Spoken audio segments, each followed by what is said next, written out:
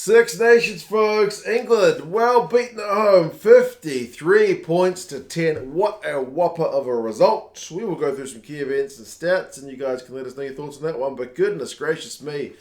There's all kinds of records in terms of points conceded and first victory for France away from home at Twickenham in bloody long time. And yeah, just absolute madness this game. And it starts quick as you like, man. 1:46. Thomas Ramos, who ends up getting man of the match, he ends up getting the first try of the game. And it's kind of key like that there's an offload in the build-up to the try because France's offloading game was just on another level. And it's something that England didn't even really try to replicate. I mean, they're playing their own game, but what France was doing was just so effective. Ollie offloaded the tackle to Flamand. Flamand gets it to Dumortier, who's got some gas. And he's able to just set up kind of one pass to Ramos to finish it off. So, yeah, man, 7 points to 0 real early. And then, Aldry, big carries after England conceding penalties at the breakdown.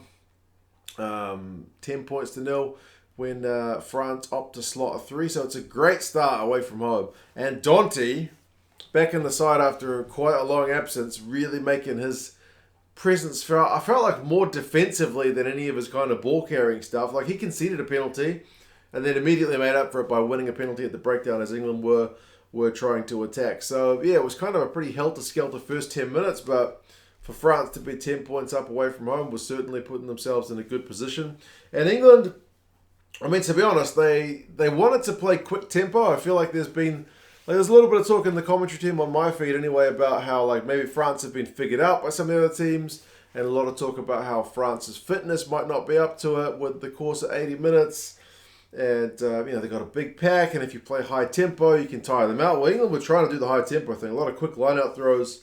Maybe weren't helped by the fact that it started raining. There was rain forecast, and it surely came just before 15 minutes. It kind of started raining, and it seemed to rain for the majority of the game. But, I mean, it wasn't all doom and gloom for him. I mean, 10 points behind. They're playing quick tempo. There's a bit of a kicking duel which goes on. And England win the first kicking duel, first extended bit of kicking pretty comfortably. So they give themselves a decent chance to attack. They maul it. They get a penalty. They maul again. They're not opting for threes, but eventually France are able to turn them over. So kind of first real chance for England. And they don't get anything from it. I mean, maybe under Eddie they would have gone for a 3 initially to get the scoreboard ticking over. But either way, they miss out on any points there. I got to give a bit of credit to Damian Penaud early because, I mean, he finishes the game with a couple of tries, which is going to get him some glory. But he kicked a really nice, under pressure touch finder when France were under the pump. Like, he had no time. He was running backwards. He's virtually on his own goal line. There's England chasers trying to close him down, and he just kind of swivels around and just boots the ball back into England's half. It goes into touch. England ended up taking a quick line-out throw, but really, really fantastic kick from him. Not something you necessarily think of when you think Damian Penaud. You think the tries, but great kick. And then Dupont later on, left-footed 50-22 from a box kick, like thing of beauty stuff. Even though I think they had initially lost that kind of like long kicking duel, they've still certainly got some guys who are pretty decent with the boot. But yeah, frustrating stuff from England. I mean, apart from winning that kicking duel, not a lot was going right, man. They conceded a penalty at line-out time, and then that virtually led to another try when France, from that penalty, were able to just go through some phases 5 metres out. And after Danty's had a big carry, the next phase of play, Flamand was able to go for a try. So 17 points to 0. It's looking pretty peachy. 28 minutes. I mean, England did have a chance to maul in France's half. But then it's just one of those ones where, like, they obstruct the ball carrier, like the receiver, at maul time, and it's just a real soft penalty. It's a big moment for England to be losing, like really kind of shaky head stuff. I mean, the commentary in my head did mention some refs police it strictly, and some don't, so they might have got away with it on another day, but not this day. France eventually, though, did concede some points. England opted for a 3 when France were offside, so they at least got themselves on the board. 17-3 is looking a little bit better. But then, like, as soon as you get those 3 points on the board, what do England do? They concede a penalty from the bloody restart, man. Like, really annoying. I'm not an England fan. And I was enjoying watching France do their thing, but geez, England, come on. Like Dombrandt has this big carry, just gets himself isolated, goes straight to ground, and he gets turned over. Penalty conceded straight from the restart. You can't do that. So Ramos just extends the lead back to the 17-point margin, 20 points to 3.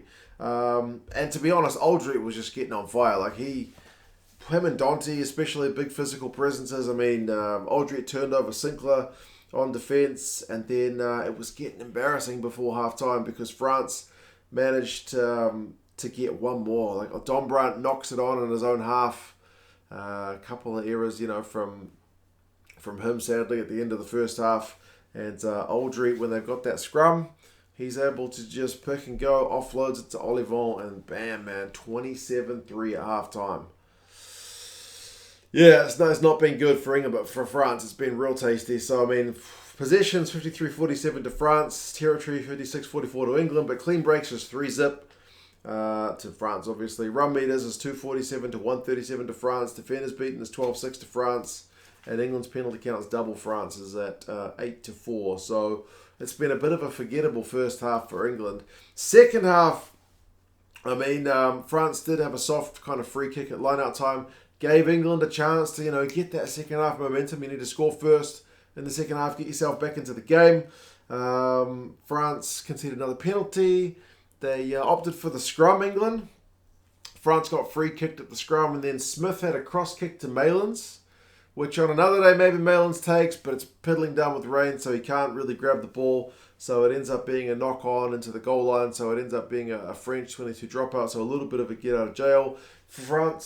England have to kind of shift things up by this point. You feel like they need to do something. I guess Steve Borthwick's feeling that pressure. So he brings on Alex Mitchell. He brings on Farrell. So Farrell comes on for Slade. So Lawrence moves out to the 13 jersey. Although he goes off a bit later, which is kind of unfortunate. Didn't help England's play. But yeah, England go like 10 phases. They're getting a bit of quicker ball. And that serves them well, man. I was thinking, okay, Mitchell's on. Mitchell's had some good, finishing moments to some games. Freddie Steward's able to just go one-on-one with Ramos and basically barrels over him. So, yeah, man, 10 points to 27. Like, you're still 17 points behind, but at least that's looking a lot more doable than what it was just a few moments earlier. But, like, there's so many just more shake my head moments, man. Like, not a moment after, maybe 2 moments after, Cyril Bay, the loose head prop for France, gets a pass. I forget who passed it to him, but it was like low down by his ankles. This is the big prop. He reaches down in the rain, grabs it with his fingertips, doesn't drop the ball. And then I think from that next phase, Dupont chips it over the top. And Marcus Smith, when it's his turn to catch a ball, which is probably more his job than what Cyril Bay's job is, you know what I mean? He just drops it. He drops it cold. So frustrating. England did get a penalty from the resulting scrum, though, to kind of get Marcus Smith out of jail, but then England missed a touch from that penalty. So, yeah, excuse my frustration, but the French game just gets even better, man. My note on 56 minutes is just no way, because France go through phases. Dupont dinks it over for Ntamack. Ntamack slaps it back, and not many people beat Freddie Steward to a ball in the air, but it wasn't like a traditional high ball. It was a bouncing ball, and Flamont's able to grab it from that slap back, and he goes over for a second try. Who had Flamont on their fantasy team? Because he would have scored well. 34-10, that's the bonus point.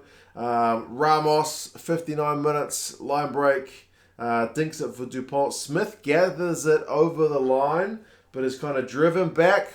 This is his goal line by the French follow-up players. And then there's one of those weird TMO calls where they're looking, the ball's in the in-goal area, so kind of the regular infield rules don't apply.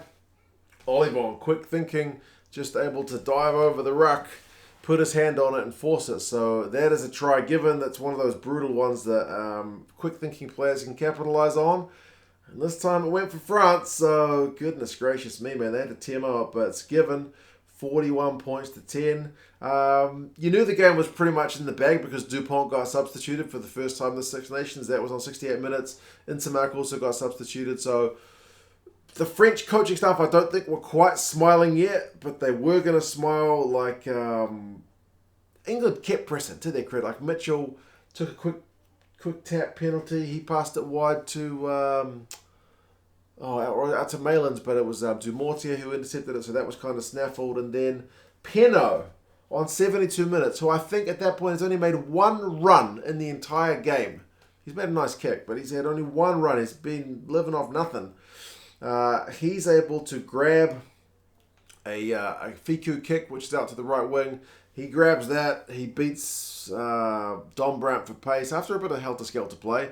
But yeah, he's able to go over with a second run of the game and go over for a try. So it's 48-10. French line-out move a couple of minutes later. Sees the ball go wide again. Some bloody great hands from the French. And Penaud gets his second. So he's gone from having really nothing to do, getting 2 tries on the board. So it's 53-10. Ramos misses that conversion, but otherwise he's kicked pretty well. So, goodness gracious me. I mean, England pretty much finished the game with a knock-on, which is maybe kind of fitting. France, goodness me, man, clinical. So, any kind of talk about France being, maybe peaking too early, being figured out by teams, doesn't look quite as appropriate after this one. They were pretty slick. When guys like Aldrit and Danty and Fickou, when these guys are on fire, man, Dupont, I mean, even Ramos and Ntamack, when these guys are playing this well, Flamand, like, they're a really, really hard team to compete with. I mean, for England, Steward has 98 metres, 6 defenders beaten, a try, 3 from 7 tackles, continues to kind of plague that guy's numbers. His defensive numbers are generally not that flash. But for France, there's so many. I mean, Ramos, a clean break, 5 defenders beaten, 83 metres, man of the match, 23 points from him. Kos has 13 from 15 tackles. Fickou 11 from 11 plus 53 metres. Flamand 4 defenders beaten, 2 clean breaks, 39 metres, 2 tries. I mean, man, what a shift from the French. Pretty embarrassing for England. There were boos at the end, and it's kind of hard to blame them. So, yeah, England have got 1 game left in this Six Nations campaign, away to Ireland, which doesn't seem like an easy game. Yes, that's going to be a heck of a game, but they need to fire themselves up because you can't be ending the Six Nations campaign on this kind of note. France are back home, and they will play Wales in their final game of the Six Nations. So, yeah, there you go, folks. Record scoreline.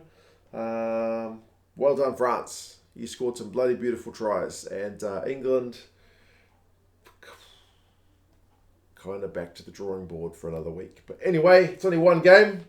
We'll see how things go kind of a bit longer term, remembering that England haven't been together that long under this current coaching setup. So there we go. But anyway, you guys let us know your thoughts, and I'll talk to you guys again soon. See you later.